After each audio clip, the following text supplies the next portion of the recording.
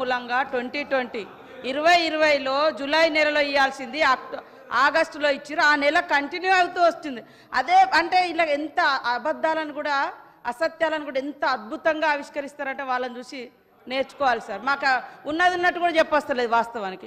నేను రికార్డ్స్ పెడతా అదే అధికారులు కదా, మేమేం కొత్తగా తెచ్చిన అధికారులు కాదు కదా, ఎందుకు అదే మేము ఇవ్వడం లేదని ఎందుకు అంటున్నారు? మేము ఎక్కడన్నా ఇవ్వకుండా ఏ నెలన్నా తప్పించినామా? మేము వచ్చిన కాంచి ప్రతి నెల కొద్ది వెనుక ముందైనా ఇస్తున్నాము. కానీ నెలను మొత్తం మిస్ చేసి మీ లెక్క ఒక నెల 2 నెలలు ఎగ్గొట్టలేదు. మీరు ఎగ్గొట్టిరని చెప్పడానికి నా దగ్గర ఆధారాలు ఉన్నాయి. మేము ఎగ్గొట్టినామని చెప్పడానికి మీ దగ్గర ఏమన్నా ఆధారాలు ఉన్నాయా? అదే కాకుండా గ్రామ పంచాయతీలకు కూడా డబ్బులు 378,88,00,000 రిలీజ్ చేసినాం సార్.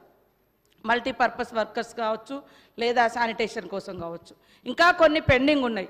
మీరు పోయేటప్పుడే దాదాపుగా 1,500 కోట్ల రూపాయలు పెండింగ్ పెట్టిరు. సర్పంచుల బిల్లులు పెండింగ్ ఉంచిరు. ఆత్మహత్యలు చేసుకున్నారు. ఇప్పుడు వాస్తవానికి గ్రామాలలో ఎన్నికలు జరగలేదు కాబట్టి, సర్పంచెస్ లేరు కాబట్టి, ప్రజాప్రతినిధులు ఉన్నప్పుడు ఉండే అటువంటి అడావుడి ఈరోజు కనబడడం లేదు. కాబట్టి మిమ్మల్ని అందరినీ కూడా ఈ సభ ద్వారా అప్పీల్ చేస్తూ ఉన్నాం. మరి ఆగస్టు 5 నుంచి దాదాపుగా 13వ తారీఖు వరకు మేము ఒక ప్రోగ్రాం కూడా తీసుకుంటున్నాం. మరి స్వచ్ఛదనం పచ్చదనం, దయచేసి అందరం పాల్గొని మన ఊర్లను మంచి స్వచ్ఛదనంతో పచ్చదనంతో నిలబెట్టడానికి ముందుకు రండి. తప్పకుండా మా గవర్నమెంట్ పెండింగ్ ఉన్నాయని ఇస్తారని తెలియజేస్తా ఉన్నాం.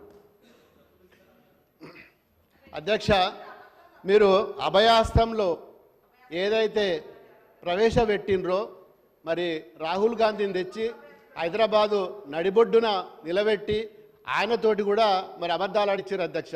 ఇది ఎంతవరకు సమంజసం అధ్యక్ష? ఏమున్నది అధ్యక్ష? Complete career sir.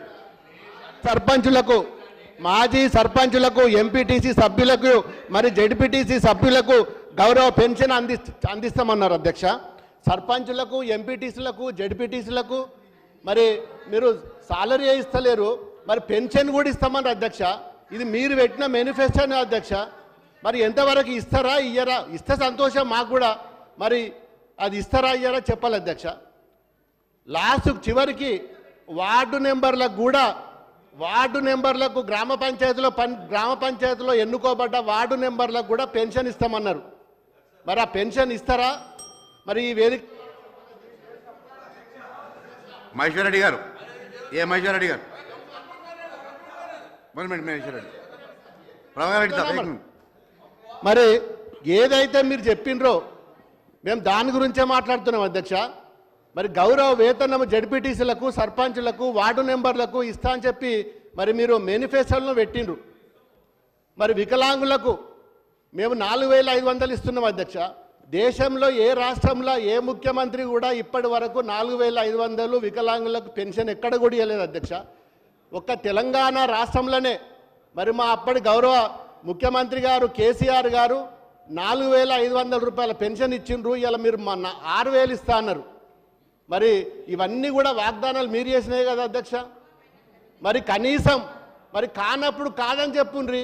ఈరోజు మీరు రుణమాఫీ అన్నారు, సంతోషం.